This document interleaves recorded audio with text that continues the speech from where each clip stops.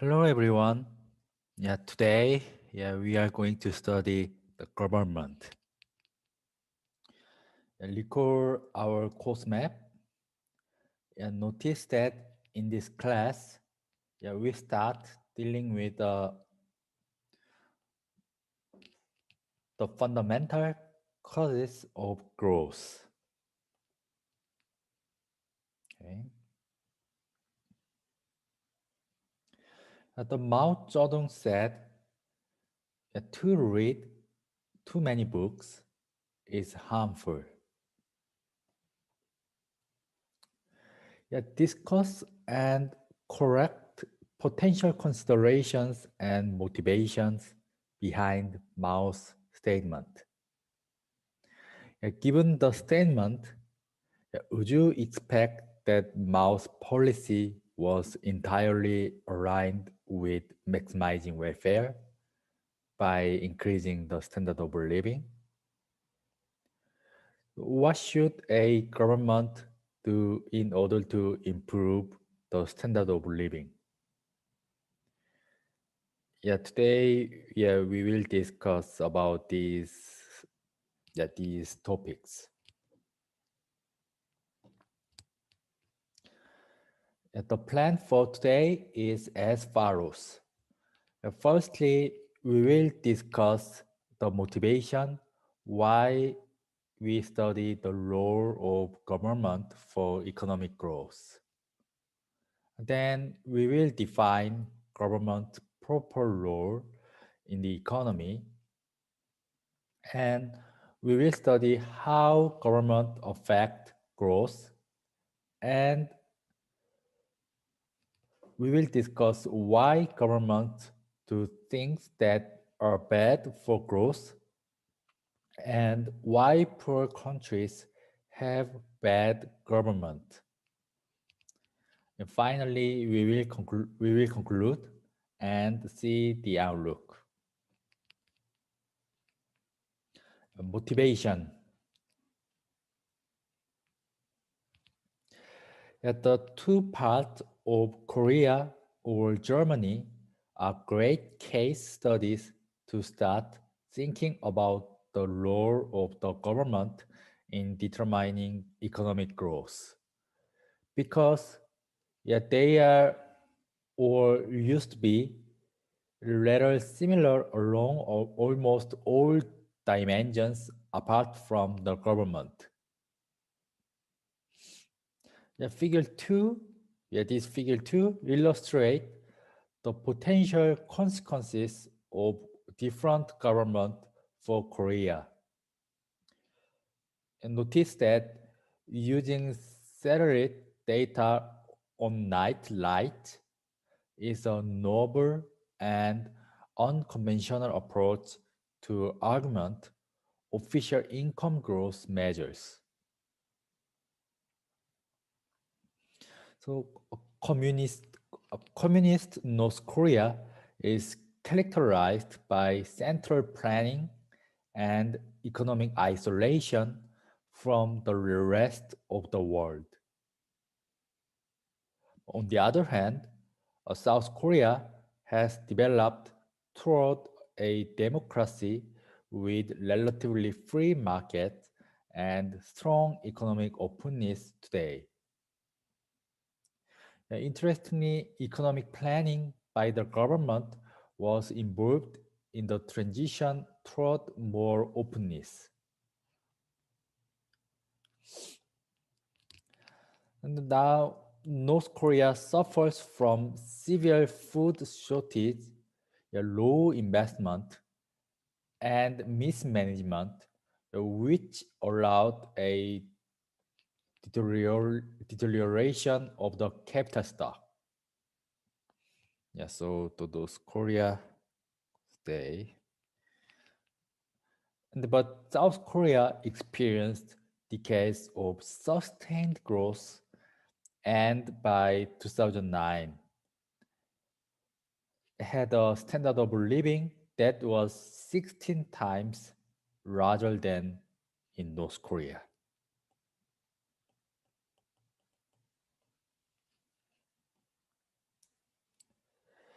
The case of East and West Germany is similar in many ways.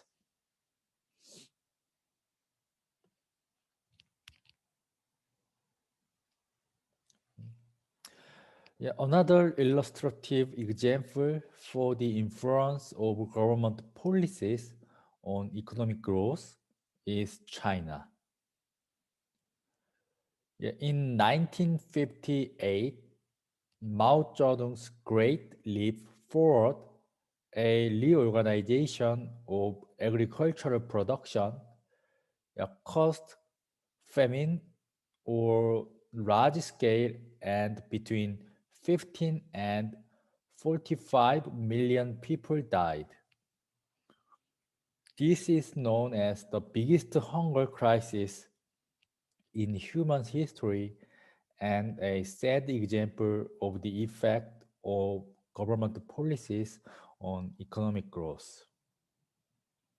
In contrast, the more recent history of China since 1978 is characterized by a liberalization of market. Moreover, increasing openness to trade has led to an increase in the standard of living by a factor of 13 over the period 1978 to 2009.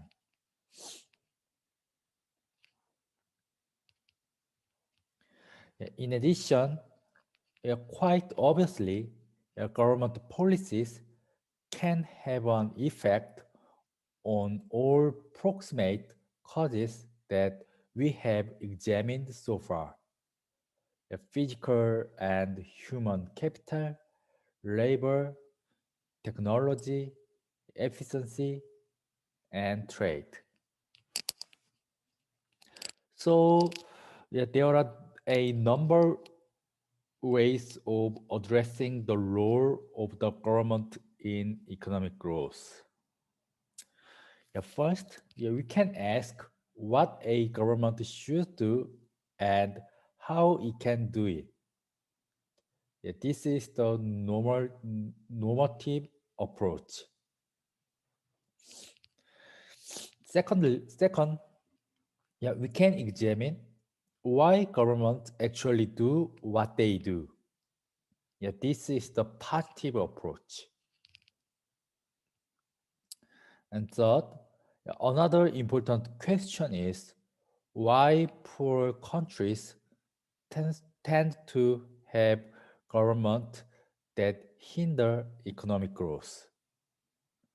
We will address these questions in turn.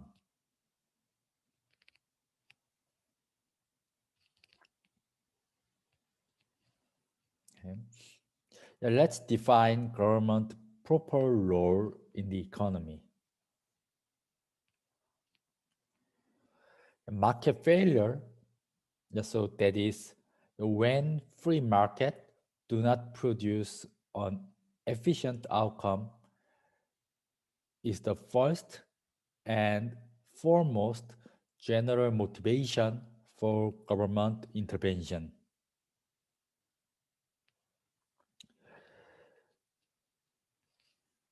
We consider four types of market failure: public good, externalities, monopoly, coordination failure. And also income redistribution is one the significant motivation for government intervention in the free market. We will talk about the income redistribution in the next lecture. Okay, let's see the four types of market failure in details. Public goods are non-excludable and non-rival goods. Therefore, for example, public park or the bridge, mm, well, something like this.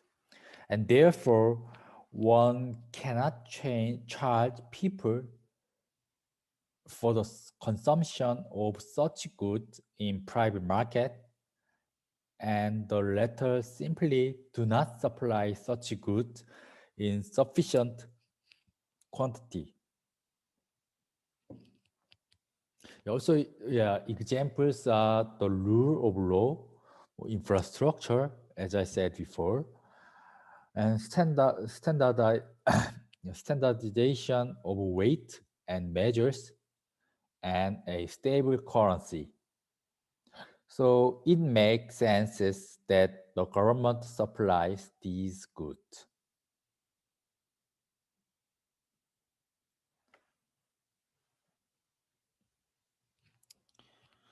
Okay. Yeah, next, the externalities. And yeah, externalities are the incidental result of some economic activity that affect people who do not control the activity and are not intentionally served by it. Yeah, such externalities can be positive or negative. The creation of new technologies routinely has positive externalities. However, the creators' incentives are based on a private cost benefit analysis, as the creator cannot internalize the externalities. Routinely, the private benefit of technology creation are lower than the social benefit, and therefore the incentives for the creation of the new technologies are too low.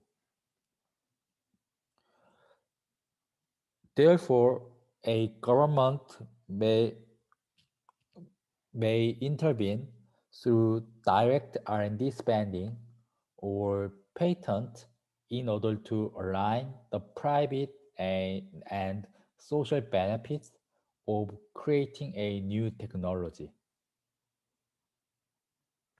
A similar reasoning applies to education.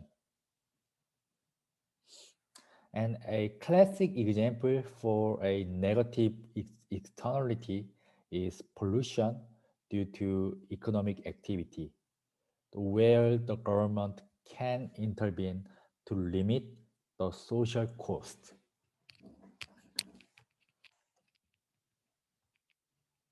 Okay.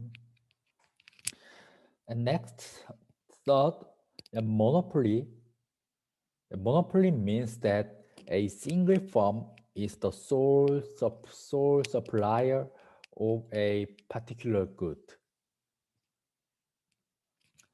Yeah, there can also emerge natural monopolies where networks are involved, or utilities, or public transport.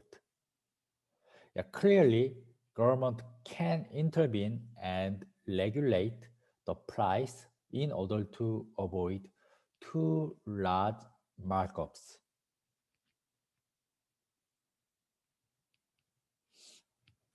Okay. The last is coordination failure. Yeah, this means that private market cannot coordinate the activities by many firms or people. Yeah, then government intervention can be beneficial. Yeah, for example, the government may step in on the energy market and subsidize the use of certain types of renewable energy in order to speed up the adoption of renewable energy. Yeah, this may resolve the following logjam. The energy firms do not want to invest in technologies to produce renewable energy because they are afraid that customers are not willing to pay a higher price for them. However, if energy firms are not willing to invest, developers of technology to produce renewable energy are reluctant to invest in R&D.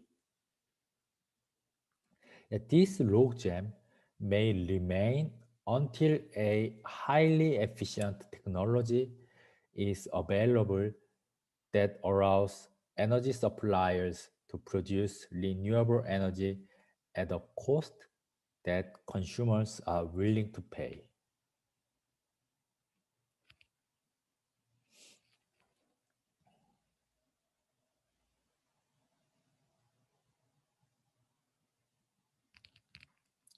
A second general motivation for government intervention is income redistribution.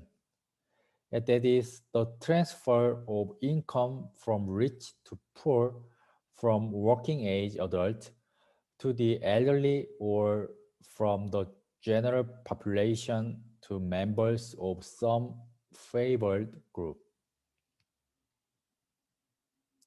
And notice that any government intervention comes at the risk of government failure.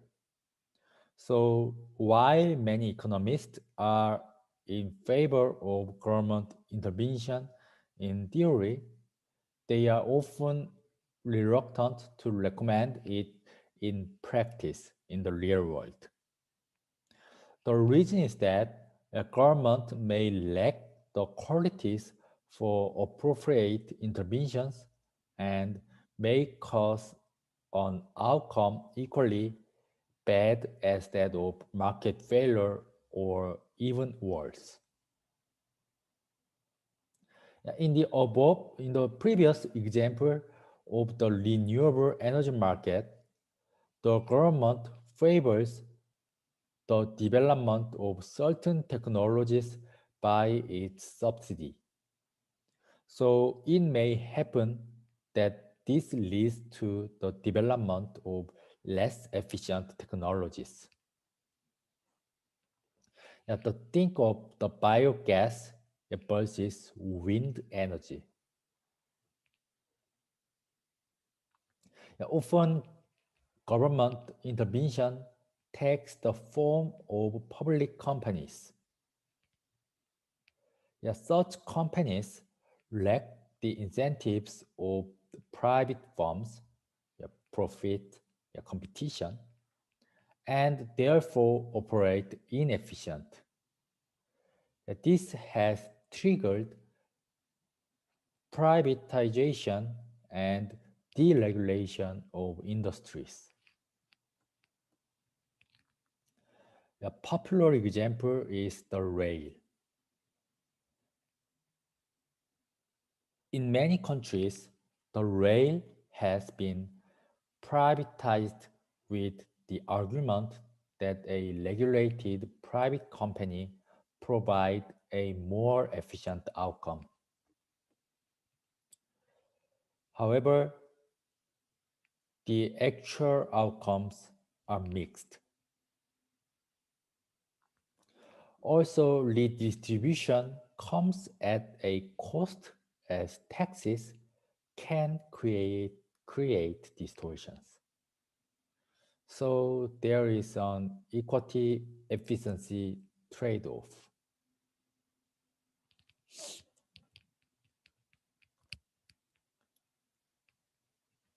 Also we will discuss about the income redistribution, so income inequality, in more details in the next class. And think about the Christian Kant said, the sayings. We are not subsidizing the best, the most efficient and cleanest technologies, but the ones that have the best lobby.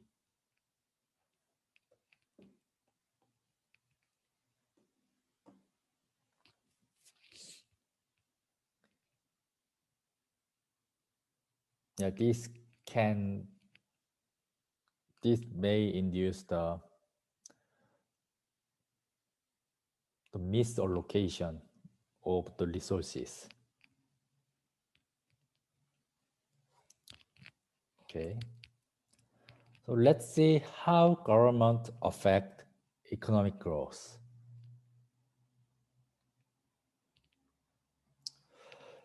The rule of law is one of the most important public goods that government can provide. It allows for contract enforcement, which is crucial when signing contract. Likewise, patent enforcement can be crucial for innovation. The rule of law cannot be taken for granted and is frequently subject to pressure from certain interest groups. When the rule of law is not functioning, the negative economic consequences can be huge as there is vast potential for inefficiency. We have already discussed the case of the Soviet Union.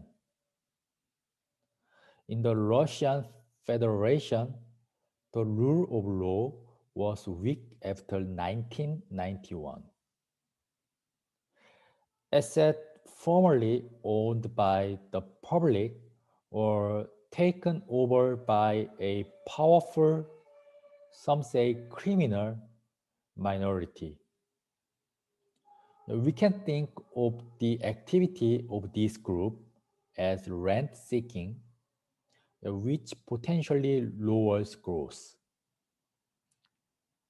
Yeah, indeed, the standard of living in the Russian Federation fell by 12% in the decade after 1991.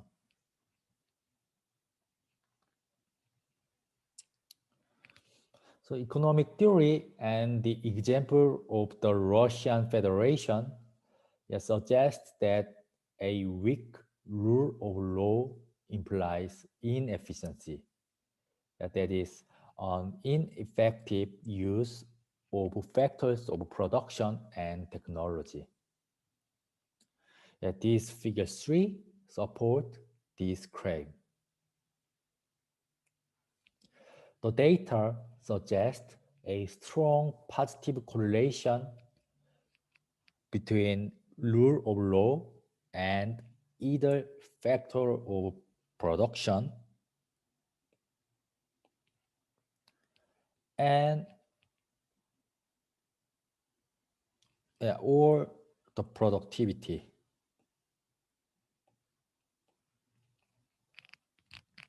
A very obvious positive relationship correlation. A related issue is how the government finances its activities and what size its spending takes. Most governments rely on the tax financing. However, taxes are known to create inefficiencies.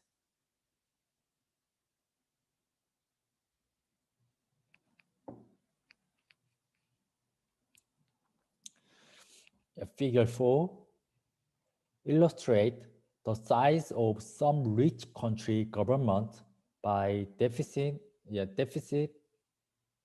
government spending as a fraction of GDP.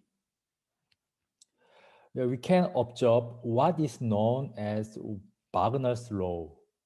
That is, the more an economy develops, the larger the size of the government. The reasoning is that more public goods are provided and that the desired spending rises more than proportionally with income.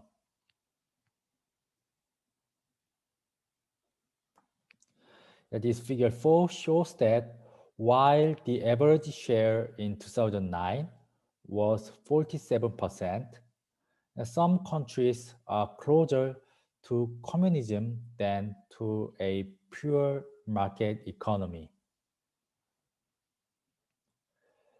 There exists also evidence that developing countries today have smaller government than developed countries today. However, the government of developing countries, however, the government of developing countries today are much larger than governments of today's developed countries when being on the very same developing stage.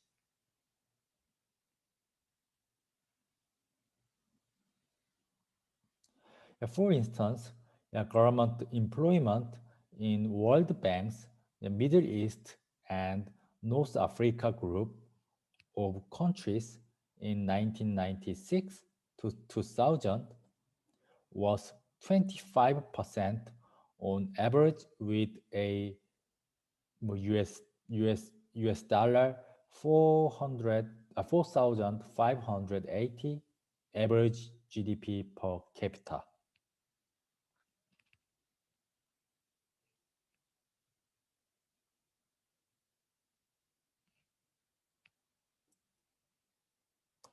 When the United States reached this standard of living back in 1929, government employment was only 6.5%.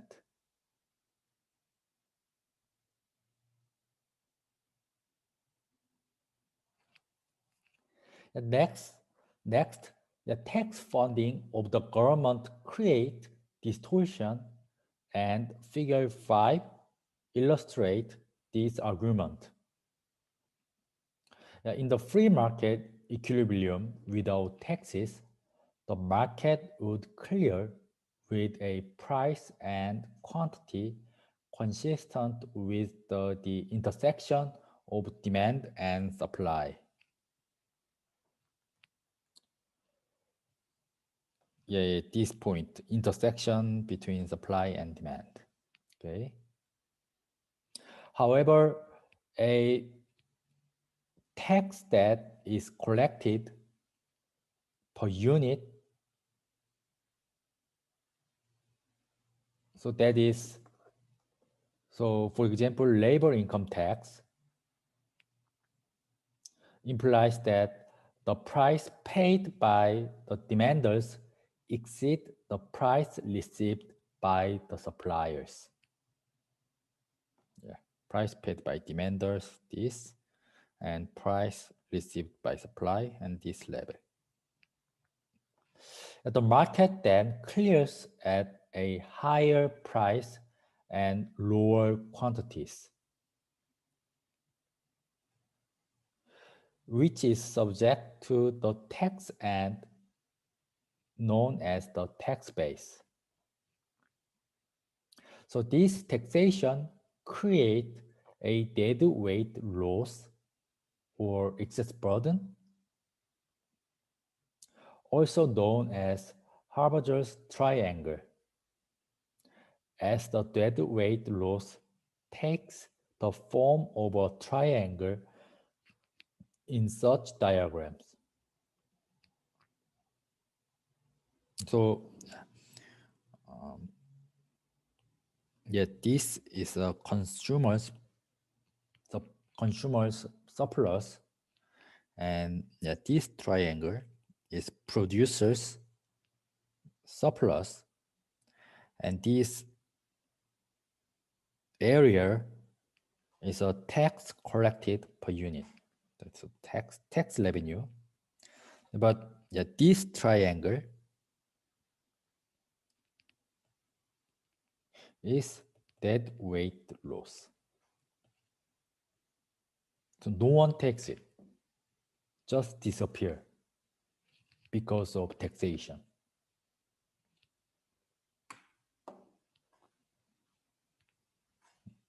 Okay. this taxation created a loss, which measures the loss in efficiency due to the tax. Okay. The extent of the inefficiency created by taxes in the real world are an empirical issue, and there exists no consensus.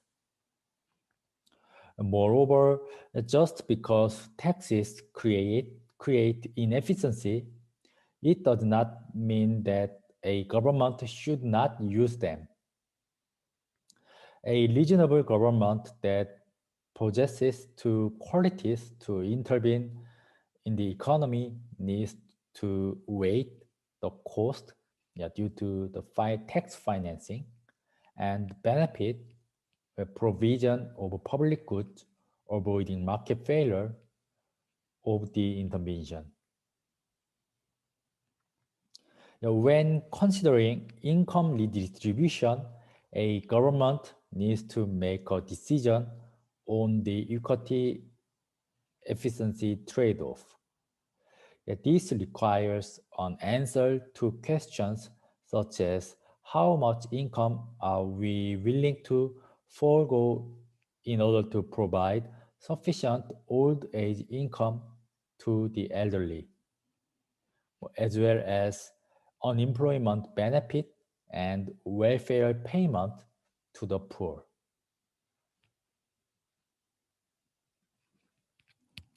Okay. So far, we have considered how government affect economic growth through policies. However, government can also affect economic growth through political instability. In 2011, 1.5 billion people lived in areas affected by state fragility.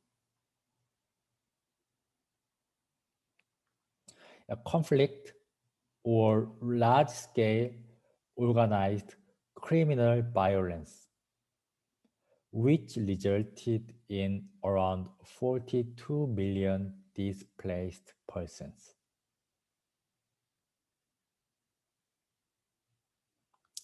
The most severe threat to economic well-being is civil war. 73% of the world's poorest people are living in a country with civil war or a recently finished civil war. Next to the humanitarian cost, civil wars destroy the factors of production, displace persons, allow looting, restrict commerce, weaken social capital, reduce the provision of public goods, and reduce economic openness.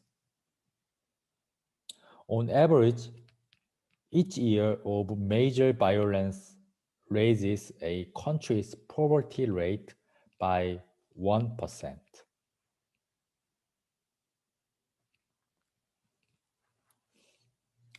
An example that illustrates this point is Mozambique Civil War from 1977 to 1994. During the 17 years of civil war, GDP fell on average by 1.3% per year. In the subsequent 15 years of peace, GDP grew on average by 4.9% per year. Notice also that poverty itself is a cause of conflict. A study for Africa found that a reduction of economic growth of 5 percentage points raised the probability of civil conflict in the subsequent year by 50%. So there is also the threat of getting caught in a conflict trap, that is repeated cycles of violence and economic failure. Another source of civil conflict is the presence of valuable resources in combination with weak rule of law, as this combination makes being in powerful and engaging in rent seeking extremely attractive.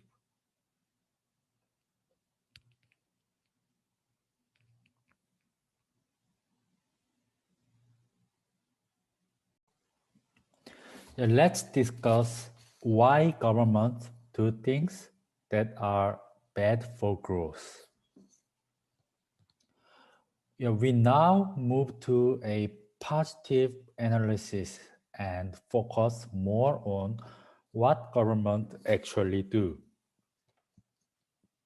We will focus on things that governments do and that are harmful for economic growth.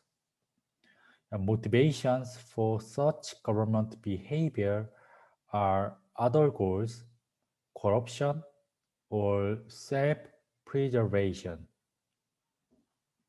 The first, other goals. In practice, government pursue many goals that are in the national interest, and some of them are in conflict with economic growth. On, on a good example is the reduction in pollution. The regulating pollution implies higher input, for example, filters, converters, to produce the same output and therefore reduces efficiency. However, many view this as a price worth paying for a cleaner environment. And another example is the equity efficiency trade-off that we are going to discuss in more detail in the next class. And second, corruption is when government officials act in their own self-interest and can take many forms. Corruption can even render a country as a kleptocracy, that is, when highest level government officials are corrupt. The extent of corruption in the world is difficult to quantify. In 2004, the World Bank estimated that the global amount of bribes per year was around 1 trillion US dollar. And corruption affect economic growth due to the fact that corruption is a waste of taxpayers' money, and therefore tax revenues are unnecessarily high. Corruption also implies that a government undertakes policies to generate an even more favorable environment for corruption. Examples are new opportunities for bribery and a weakening of the rule of law. The relationship between corruption and the standard of living is deficit in this figure 6.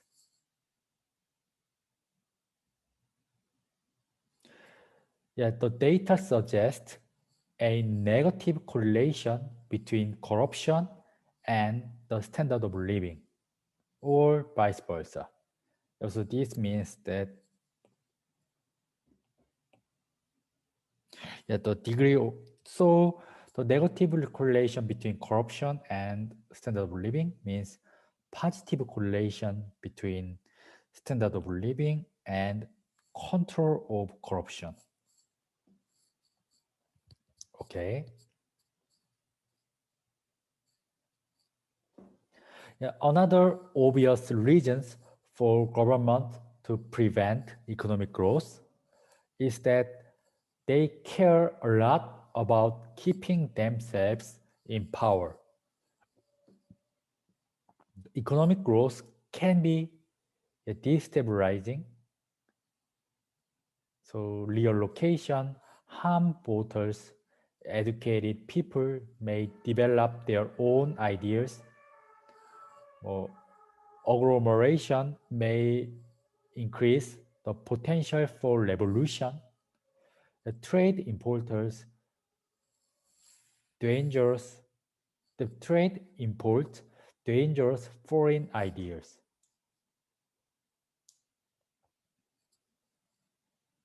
So government may focus on policies that favor the groups that vote for them or support them and prevent economic growth when it has the potential to be destabilizing.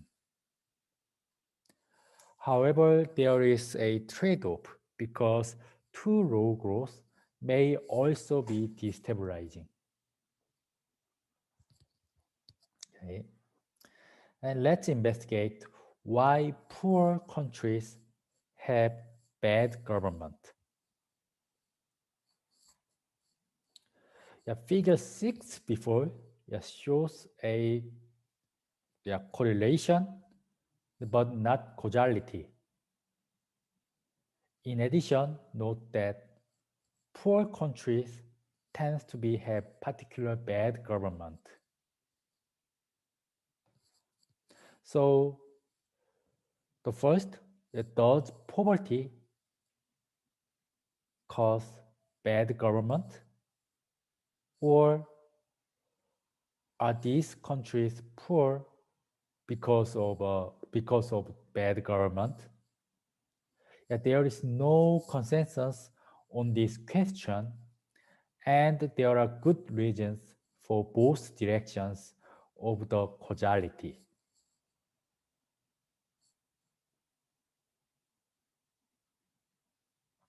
The first suggests that the low output, the poverty tends to be, the poor country tends to have a particular bad government. So poverty, the first view is that poverty causes bad government. This view suggests that the standard of living affect the government quality, which can be justified by the observation that bad government are not always hindering economic growth. For example, China is growing rapidly for 3 decades, despite the fact that it ranks only 111, 117th out of the 186 countries regarding the degree of control of corruption. In the figure 6.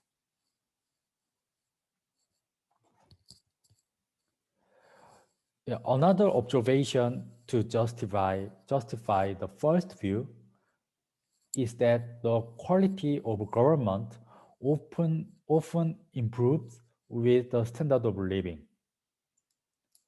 The richer countries can afford to pay higher salaries to civil servants, and this lowers the incentive for corruption. Moreover, a higher standard of living implies that competition between interest groups gets less intense, which works in the same direction.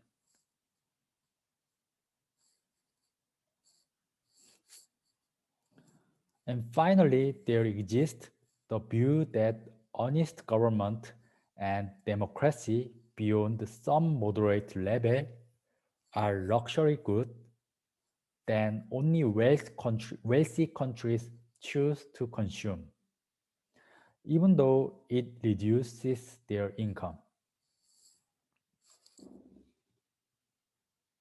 This figure 7 supports this view.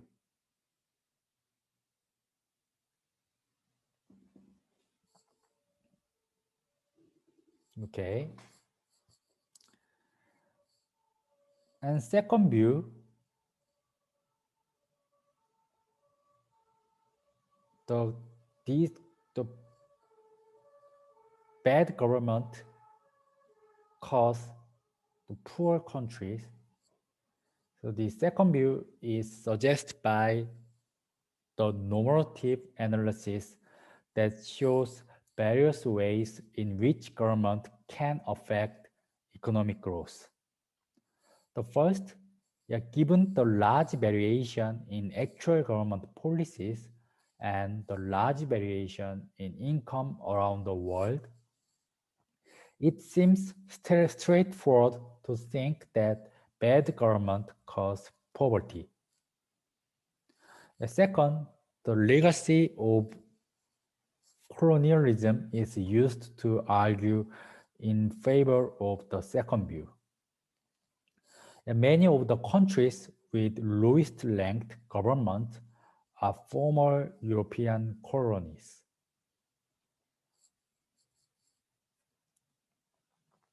One potential reason is that the colonial powers built institutions to maximize exploitation, and these institutions were left in place after independence. In former colonies, where most Europeans left after independence, these institutions resulted in bad government.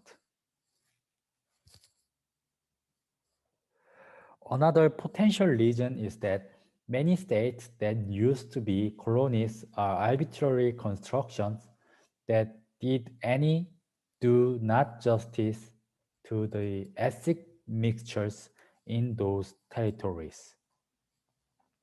This makes good government difficult.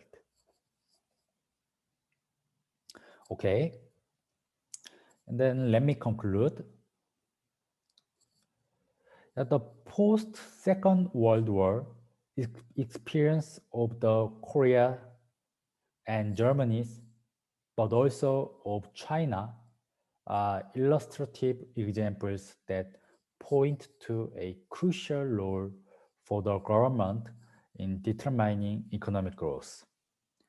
Government policies can have an effect on all proximate causes that we have examined so far, that physical and human capital, labor, technology, efficiency, and trade. So it is a fundamental cause of economic growth. The two general motivations for government intervention in free market are market failure, the public good, externalities, monopoly, and coordination failure, and income redistribution. The rule of law is one of the most important public goods that government can provide. When the rule of law is weak, the standard of living and growth rate are low. As countries develop, the Wagner's law appears to hold and government size increases. Many Western democracies are closer to communism than to a free market economy. And usually, government funding relies on taxes, which frequently create inefficiencies. So a reasonable government that possesses the qualities to intervene in the economy needs to weigh the cost and benefit of each intervention. And government also have a tendency to do things that are harmful for economic growth. And motivations for such government behavior are other goals, corruption, or self-preservation. Whether a low standard of living leads to rather bad government or the other way round is subject to debate. Yet there are good arguments for both perspectives. So a final remark, we are voters, so to some extent, we decide which government are conducting what kinds of policies. Okay, that's all today. Thank you for listening. I will upload the program set this afternoon. And if you have any questions, please send me an email. And have a nice weekend. See you next Monday. Stay healthy and bye.